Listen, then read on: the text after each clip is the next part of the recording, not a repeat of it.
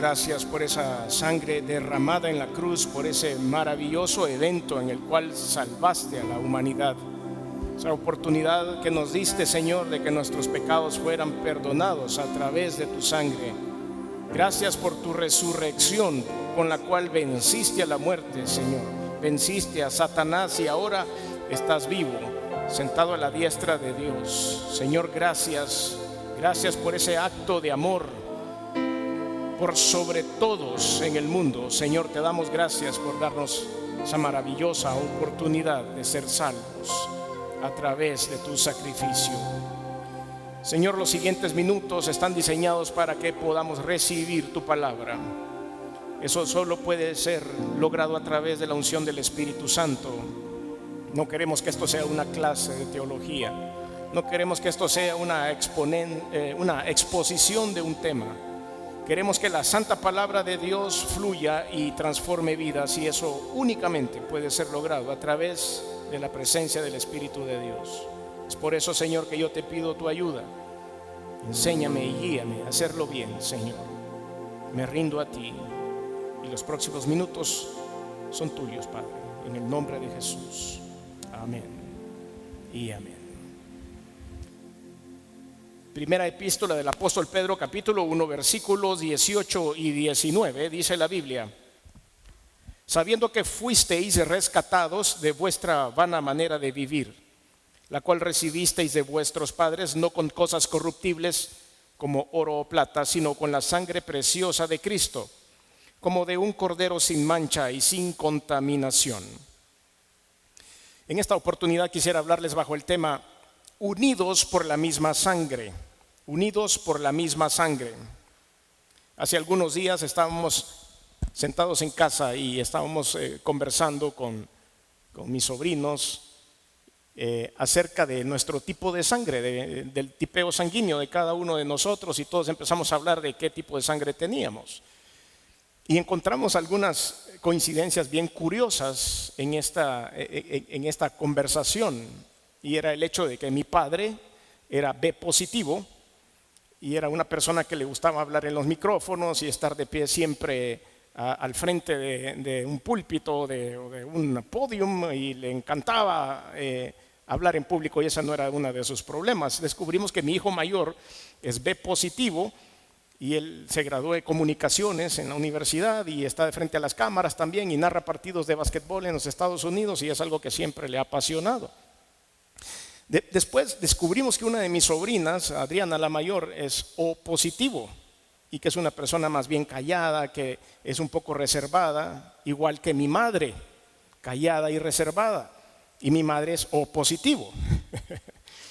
Después analizamos a mi hijo Daniel, el menor, y vemos que a veces Daniel tiene sus puntadas de B positivo, ¿verdad? Y a veces es muy elocuente, pero también a veces tiene sus momentos en los cuales es serio, igual que la madre. A veces tiene sus momentos de seriedad, de tranquilidad, de pasividad, de disciplina. Y cuando vamos a ver el tipeo sanguíneo de Daniel, nos sorprende ver que era AB positivo. Entonces son unas coincidencias que en el momento nos pareció un poco chistoso el ver cómo diferentes características de personalidad se pueden heredar de persona a persona, aunque no necesariamente, por supuesto, se heredan a través de la sangre, pero así lo vimos. Y también hace poco vimos que aunque no compartimos la misma sangre, vimos cómo los salvadoreños también compartimos la pasión de nuestros colores, la pasión de nuestra bandera, la pasión de nuestro himno, la pasión de nuestra selecta, que va a jugar dentro de unas horas. Y no sé si ustedes, me imagino que sí, al igual que yo, tuvimos la oportunidad de ver cómo se cantó el himno nacional el fin de semana pasado, previo al juego ante la selección de los Estados Unidos. Si no lo ha visto, le pido que busque en redes sociales, porque hay una toma bien específica, lejos del estadio, como en una montañita, en donde se oye impresionante la manera en que todos los aficionados cantaron el himno nacional. Ahí estábamos todos unidos. Seamos de la misma sangre o no seamos de la misma sangre, pero todos compartíamos los colores y la pasión por nuestra selección. Eso nos unió. Cuando ustedes y yo estábamos hace unos momentos acá cantando, Le cantábamos al Dios Todopoderoso, el Creador de los cielos y de la tierra. No estábamos cantando por compromiso ni porque hemos venido a un lugar donde pagamos para entrar. Al contrario, hemos venido aquí a adorar a algo, a alguien más bien que nosotros consideramos que es nuestro Dios y nuestro Salvador. Y eso nos une a todos nosotros. Pero cuando hacemos el análisis del por qué usted y yo tenemos el impulso a venir, usted a venir y sentarse aquí, y yo a venir y pararme aquí a hablarles acerca del Señor, nos damos cuenta que algo nos une. Y cuando vemos grandes movimientos de personas que entran en adoración, que entran en un derramamiento del Espíritu Santo, decimos, hay algo que a ellos los une. ¿Qué es lo que une a estas personas, que los mueve a adorar, que los mueve a cumplir la palabra de Dios, que los mueve a congregarse en una iglesia, que los mueve a decirse hermanos en Cristo, cuando no lo son? Es decir, cuando no han nacido dentro de la misma familia. Pero el hecho es de que ustedes y yo un día tenemos algo en común. Levantamos la mano, un día hicimos un acto de fe, un día le dijimos al Señor Jesús, quiero que seas mi Señor y mi Salvador. Y Dios a eso le llama un nuevo nacimiento.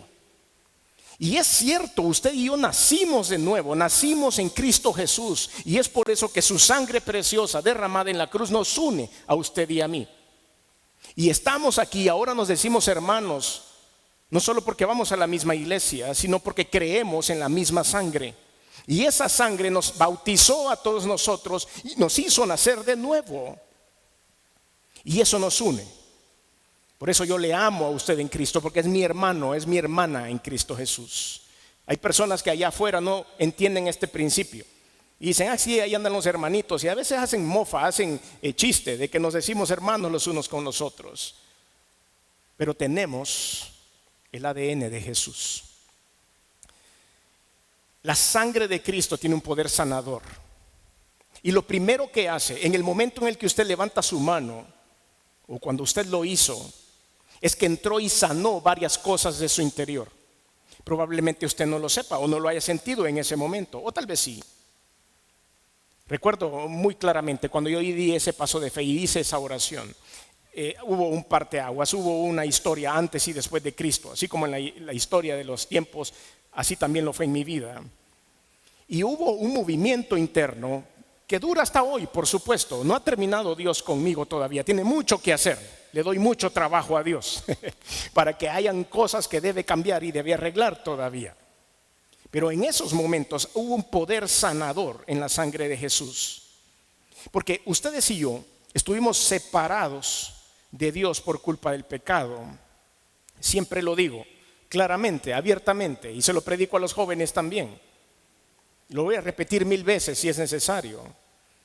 Los que hemos llegado chocados aquí, ya con algún recorrido, ya con alguna cantidad de millas o kilómetros recorridos en el mundo, y llegamos acá y nos damos cuenta de lo que Dios nos ha perdonado, como que tenemos un compromiso más cercano que aquellos que han nacido en el Evangelio, que aquellos que vinieron desde muy pequeñitos acá a la iglesia y que esto es una costumbre para ellos. Pero cuando ustedes y yo, que llegamos adultos y vemos hacia atrás de dónde nos sacó Dios, como que hay un sentimiento más arraigado de agradecimiento a Dios. Es por eso que la responsabilidad de aquellos que nacieron en el Evangelio es siempre buscar a Dios y esos motivos por cual adorar. Y esos motivos por los cuales están ahí no solo por la costumbre familiar. Romanos capítulo 5 versículo 12 dice la Escritura: por tanto, como el pecado entró en el mundo por un hombre, y por el pecado la muerte, así la muerte pasó a todos los hombres por cuanto todos pecaron. La muerte significa separación. No quiere decir en esta porción de la Escritura una muerte física, súbita del pecador, sino que la muerte significa que estamos separados de Dios. Y el pecado es lo que hizo con la humanidad. Separa a la humanidad de Dios. Por eso el pecado es tan malo, por eso el pecado es tan contundente en cuanto a separar a las familias del Señor. Y es lo que estamos viendo ahora en el mundo. El pecado, mis queridos hermanos, engaña. El pecado decepciona, el pecado es destructivo, el pecado trae muerte. ¿Por qué engaña? Porque el pecado siempre le dice a uno que se la va a pasar bien, que va a haber placer. Así dice, el pecado dice, no, vieras qué bien la vas a pasar, vení, búscate otra mujer, mira, y búscate otro hombre, o mira, tomate unos tragos, o fumate esta cosa, o metete esta droga, y vas a ver qué bien te la vas a pasar. Y siempre hay. Hace poco veía un programa de una plataforma electrónica que incita a los jóvenes a suicidarse y los lleva paso a paso hasta lograr que uno de ellos se ponga una pistola en la cabeza. Y todo es a través de la manipulación, pero al final es un engaño, porque el pecado siempre va a engañar. El pecado decepciona. ¿Por qué? Porque al final no era lo que ustedes pensaban o lo que nosotros pensábamos. Trae problemas el pecado. La infidelidad no era tan buena como se veía, porque al final de todo nos trajo un montonazo de problemas. Los vicios son iguales. Vemos vidas truncadas a través del vicio, vemos vidas truncadas a través de la infidelidad, vemos vidas truncadas, matrimonios truncados, vidas de jóvenes que ven cómo sus padres se separan a consecuencia del pecado. Es destructivo porque empieza a carcomer la sociedad y trae muerte espiritual. Pero la sangre preciosa de Cristo nos ha librado del pecado a usted y a mí, nos da la oportunidad de canalizar nuestra naturaleza pecaminosa y el deseo de llamar el placer a nuestra vida. Y eso es lo que nos ha unido. Primera de Juan, capítulo 1, versículos del 5 al 10. Este es el mensaje que hemos oído de él y os anunciamos: Dios es luz y no hay ningunas tinieblas en él. Si decimos que tenemos comunión con él y andamos en tiniebla, mentimos y no practicamos la verdad. Pero si andamos en luz como él está en luz, tenemos comunión los unos con otros, y la sangre de Jesucristo, su Hijo, nos limpia de todo pecado. Creo que hay algunas personas que usan este versículo antes de irse a acostar todo el tiempo y le piden perdón a Dios: Señor, por todo lo que pude cometer hoy, la sangre de Jesucristo limpia de todo pecado. Pero es cierto, la sangre derramada en la cruz del Calvario, lo primero que hizo fue borrar nuestros pecados. Versículo 8: si decimos que no tenemos pecado, nos engañamos a nosotros mismos y la verdad no está en nosotros. Si confesamos nuestros pecados, Él es fiel y justo para perdonar nuestros pecados y limpiarnos de toda maldad. ¿Con qué nos limpia? Con la sangre redentora de Jesús. Si decimos que no hemos pecado, le hacemos a Él mentiroso y su palabra no está en nosotros. Otra de las áreas en las que sana el pecado, escuche bien esto: nos quita el peso de culpa de la conciencia. Sí, vea usted, acabamos de leer que la sangre preciosa de Cristo en ese evento maravilloso de la cruz nos ha limpiado del pecado. Pero a veces no nos creemos del todo esa verdad y nos seguimos culpando y seguimos acarreando en nuestros hombros la culpabilidad del pecado. O nuestros parientes, amigos o la sociedad se encargan de recordarnos la culpabilidad del pecado. Y ese es un tema interno. La sangre del Señor Jesús derramada en la cruz, en el momento en que usted levantó sus manos y aceptó que Él era su Señor y Salvador, la derramó por usted. Pero también la culpabilidad nos hace sentir que nunca podremos estar preparados para servirle o para recibirlo. Nos hace sentir que lo que hemos hecho siempre será imperdonable. Nos hace desconfiar de nosotros mismos porque creemos que vamos a volver a caer y que no tenemos la capacidad de cambiar. Pero si la sangre puede perdonar los pecados, como dijo el Señor Jesús, ¿se acuerdan cuando entraron a ese hombre por el techo que estaba paralítico de la cintura para abajo? Y el Señor delante de los fariseos dijo: ¿qué es más difícil para ustedes, perdonar los pecados o sanar a este hombre? Y dijo las dos cosas Jesús delante de los fariseos, y a los fariseos se les revolvía el estómago cuando el Señor hacía eso. Y les dijo: hombre, a ti te digo, tus pecados te son perdonados. Eso fue lo primero que le dijo. Primero limpió su interior, que es lo que hace con usted y con mí. Y después le dijo: hombre, a ti te digo, levántate, toma tu lecho y vete a tu casa. Y el hombre se levantó con sus cosas y se fue adorando a Dios y saltando delante de todo el mundo. Porque eso es lo que hace Dios: limpia de pecado y nos quita la culpabilidad. Y tenemos que salir adelante. Hebreos capítulo 9, versículos 13 y 14. Hebreos 9, del 13 al 14. Porque si la sangre de los toros y de los machos cabríos y las cenizas de la becerra rociadas a los inmundos santifican para la purificación de la carne, les explico eso muy rápido. Esa es una descripción de un holocausto, de lo que el pueblo de Israel estaba acostumbrado a hacer en el templo. Tenían que llevar un becerro para ofrecerlo para remisión de los pecados. Eso era lo que están describiendo ahí. Entonces dice, pero si la sangre de todos esos animales que ustedes traen aquí para la purificación de la carne funciona, versículo 14, es un interrogante. ¿Cuánto más la sangre de Cristo, el cual mediante el Espíritu eterno se ofreció a sí mismo sin mancha a Dios, limpiará vuestras conciencias y obras muertas para que sirváis al Dios vivo? O sea, cada gota que se derramó en esa cruz del Calvario tiene un nombre, su nombre.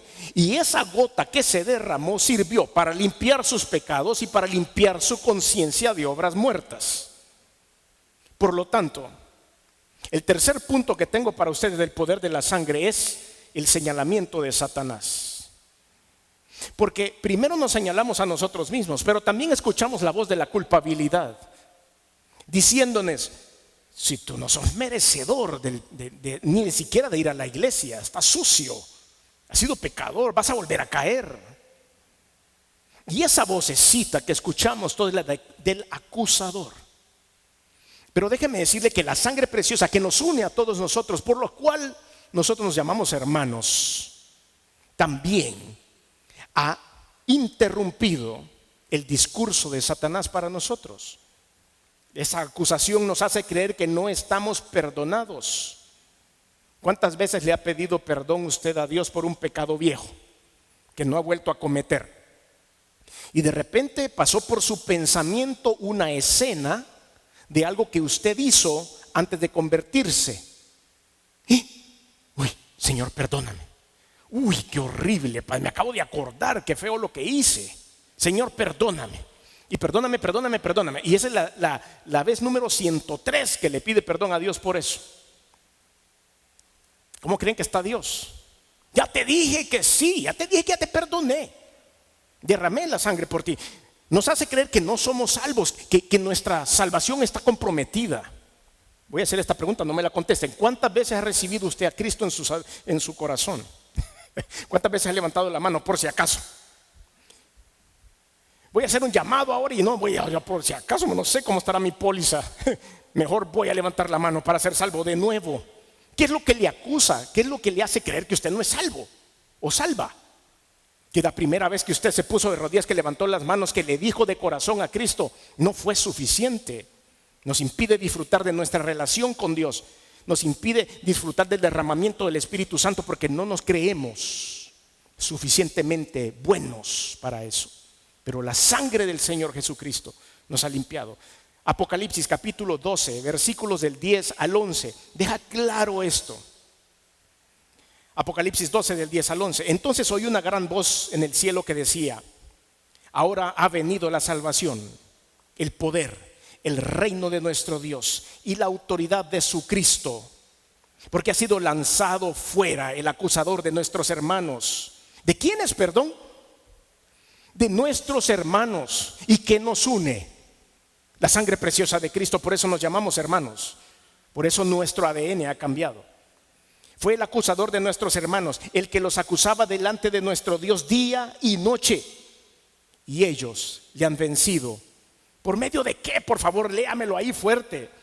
Por medio de la sangre del Cordero y de la palabra del testimonio de ellos, y menospreciaron sus vidas hasta la muerte. ¿Qué es lo que nos separa de la acusación de Satanás, del dedo acusador? La sangre del Cordero de Dios que quitó el pecado del mundo. Por eso es una sangre sanadora. Tres cosas que pasan inmediatamente después que usted acepta al Señor Jesús como Salvador, acepta su sacrificio en la cruz. Vea usted todo esto que sucede. Separados de Dios por culpa del pecado, nos volvemos a unir a Dios. El peso de la culpa en nuestra conciencia desaparece. Y no es porque nos la llevemos de grandes personalidades, pero ya no tenemos ese sentimiento de culpa. Y la acusación diaria de Satanás nos la quita de arriba. Cuando nosotros entendemos estos principios sanadores de la palabra, nos damos cuenta también de los principios restauradores. Si nosotros no le permitimos a la sangre preciosa de Cristo ser sanadora, tampoco va a poder ser restauradora. Es un prerequisito. Para poder permitir que la sangre preciosa de Cristo, la presencia de Dios en su vida, sea totalmente eficiente, usted debe dejarse sanar. Déjese sanar, para que después venga la restauración. Lo primero que va a suceder, y usted lo conoce, estos pasos los hemos ya hablado en otras ocasiones, es la redención. Es lo primero. Una vez usted permita la sanidad interna, va a venir la restauración a través de la redención. ¿Y la redención qué es? Quiere decir que alguien pagó por usted, que lo redimió. O cuando usted va a cambiar los puntos o las millas que tiene en su tarjeta de crédito, dice voy a redimir las millas. Quiere decir que le van a dar algo a cambio de redimir eso que alguien compró por usted. Primera de Pedro capítulo 1 versículo 18, que es nuestro texto base. Dice la palabra de Dios, sabiendo que fuisteis rescatados. A usted le rescataron una plancha cuando fue a entregar los puntos de la tarjeta. A usted le rescataron un boleto a Estados Unidos cuando fue a cambiar sus millas o sus puntos. Cuando fuiste nosotros rescatados de vuestra vana manera de vivir, la cual recibisteis de vuestros padres. ¿El que recibió usted de vuestros padres? La vana manera de vivir. Muchos de aquellos o muchos de nosotros que nacimos sin la orientación bíblica. Y no quiero decir que mis padres eran vanos por eso, eran nada más, no conocían bien la palabra de Dios. Y así es la sociedad, empieza a heredar estas cosas vanas. Y recibiste de vuestros padres, no con cosas corruptibles como oro o plata.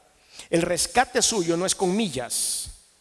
El rescate suyo no es con puntos, el rescate suyo no es con oro y plata. Dios no entregó algo material para rescatar sus vidas y redimirlas, sino que entregó algo en el versículo 19, sino con la sangre preciosa de Cristo, como de un cordero sin mancha y sin contaminación. La segunda cosa que sucede, dijimos que había en el pecado la separación, la muerte. Pues tiene que haber una reconciliación. Y en ese momento sucede el perdón de los pecados y se quita la separación que es la muerte, hay una reconciliación entre el hombre, el ser humano, la mujer, el niño, el joven y Dios.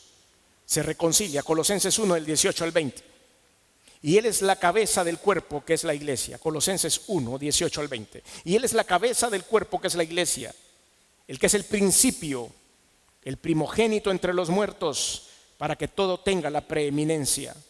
Por cuanto agradó al Padre que en Él habitase toda la plenitud, estamos hablando de Jesús por supuesto, y por medio de Él reconciliar consigo todas las cosas, así las que están en la tierra como las que están en los cielos, haciendo la paz mediante la sangre de su cruz.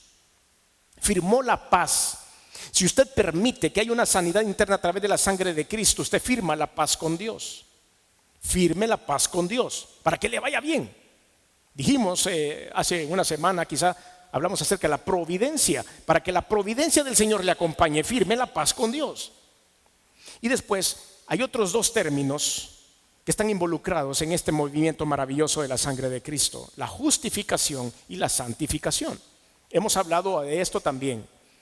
La justificación es declarado justo, es imputarle a Dios todas sus culpas, todos sus pecados, todos sus malos pensamientos, todas sus malas actitudes, las que se dio cuenta la gente y las que no se dio, las que hizo en público y las que hizo en privado. El pensamiento sucio, la palabra soez, la mentira, el movimiento corrupto, la venta de indulgencias, la venta de esto, la venta de otro, todo eso ha sido perdonado y justificado por la sangre redentora de Jesucristo.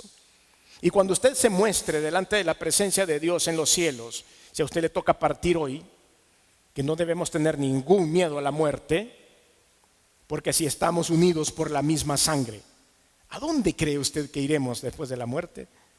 A la presencia de Dios, porque la sangre nos une. Ahí vamos a estar reunidos como familia todos. La justificación entonces es cuando Jesús se paró delante del juez, Dios, y le declaró justo a usted, aunque no se lo mereciera, pero usted creyó. Y eso lo hace brother o sister miembro de esta gran familia. Número 4, la santificación. Hay una santificación inmediata y después esa santificación inmediata va creciendo progresivamente. No somos santos de la noche a la mañana. Y esa quizá es una de las cosas que más nos cuesta a los cristianos. Tenemos que ir en esta carrera de la santificación. Pero eso va a ser a diario. Por eso vino usted aquí. Por eso hemos adorado juntos a Dios. Por eso estamos unidos por una misma sangre, en el mismo pensamiento. Hemos venido aquí para lograr seguir alimentando nuestra santificación diaria, para poder crecer en el conocimiento de Dios. Hay una porción de la Escritura que describe estos dos términos, justificación y santificación. Primera de Corintios 6, del 9 al 11. Primera de Corintios 6, del 9 al 11. Dice la Biblia: ¿no sabéis que los injustos no heredarán el reino de Dios? No erréis, ni los fornicarios, ni los idólatras, ni los adúlteros, ni los afeminados, ni los que se echan con varones, ni los ladrones, ni los avaros, ni los borrachos, ni los maldicientes, ni los estafadores heredarán el reino de Dios. Hasta ahí empiezan a venir un montón de pensamientos acusadores de mi conciencia y de Satanás, diciéndome: uy, quizás no me ha perdonado Dios por aquello que hice que estaba en esa lista. Uy, quizá todavía tengo desconfianza de volver a caer en algo que hice de esa lista. Y está Satanás ahorita aprovechando, metiéndole cosas en la cabeza. Pero eso no es importante lo que leímos ahí. Lo importante está a continuación en el versículo 11. Y esto erais algunos, mas ya habéis sido lavados, ya habéis sido santificados y ya habéis sido justificados en el nombre del Señor Jesús y por el Espíritu de nuestro Dios. Nos lavó. ¿Y con qué nos lavó? ¿Con qué hemos venido explicando que nos lavó? Con la sangre preciosa de Jesucristo derramada en la cruz. Una de esas gotas de sangre llevaba su nombre. Una de esas gotas de sangre llevaba el propósito de su vida eterna. Una de esas gotas derramadas en la cruz, con mucho dolor, con mucho sufrimiento, pero con todo el amor del mundo, fue derramada por usted un día como hoy. El Señor sufrió, me envió a su Hijo unigénito a morir por la humanidad, para que todos estuviéramos unidos bajo una misma sangre, con un mismo ADN, con un mismo tipeo sanguíneo, para que tuviéramos las características de Jesucristo. Y Dios nos ha dado la fortaleza, la autoridad de tomar la decisión más sabia de nuestra vida, que fue un día escoger el camino de Jesucristo. Esto es la verdad del Evangelio. Todos en este mundo tienen esa misma oportunidad. Somos un grupo especial, pero no somos un grupo excluyente. Somos un grupo apartado para Dios. Santificado quiere decir apartado para Dios. Pero no somos un grupo cerrado. Tenemos nuestras puertas abiertas y nuestro deber es anunciarle al mundo que el Evangelio de Jesucristo, que su sangre preciosa está disponible para todo aquel que cree y que puede ser parte de esta familia y que se puede sentar ahí con nosotros también y que le podemos llamar hermano y que le podemos llamar hermana y que no más tienen que escuchar al acusador Satanás que los quiere mantener fuera del redil de Dios. Termino leyendo una porción de Apocalipsis que me encanta. Capítulo 1, versículos del 4 en adelante.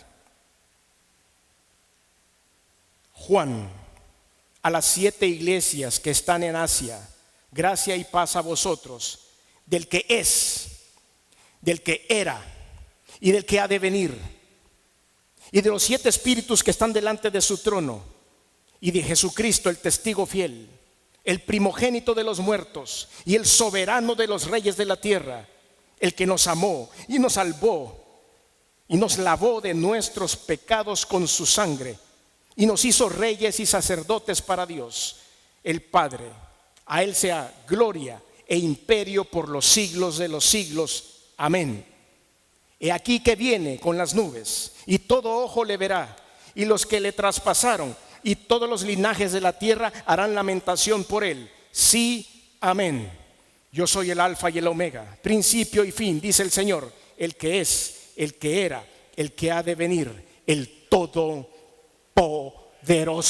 Ese es Jesucristo, el que dio su vida en la cruz por usted, el que derramó su sangre preciosa y por la cual ahora todos nos llamamos hermanos en sangre, unidos por la misma sangre, unidos por el mismo ADN, unidos por el mismo tipo sanguíneo, el tipo sanguíneo de Cristo, que nos libra de pecado y nos da la vida eterna. Si usted está feliz por eso, denle un aplauso al Señor. Señor, a ti sea la honra, la gloria y la alabanza. Gracias, Señor. Gracias por dar ese sacrificio en la cruz por nosotros, asegurarnos la vida eterna, Señor, limpiarnos con tu sangre, sanarnos interiormente, Señor, justificar, redención, santificación. Todo esto viene de ti, Señor, y de tu sangre maravillosa. A ti damos la honra y la gloria por siempre y para siempre. Hoy, Señor, te doy a ti la honra y te doy las gracias en el nombre de Jesús. Ahora, si usted quiere recibir al Señor Jesús como Salvador, si alguien acá, el resto de la iglesia da gracias por esta misericordia de Dios, pero hay alguien que probablemente no ha dado el paso de fe que alguien dio en un momento de su vida y no le ha dicho: Señor, yo quiero ser parte de la familia, por favor que esa sangre me limpie a mí también.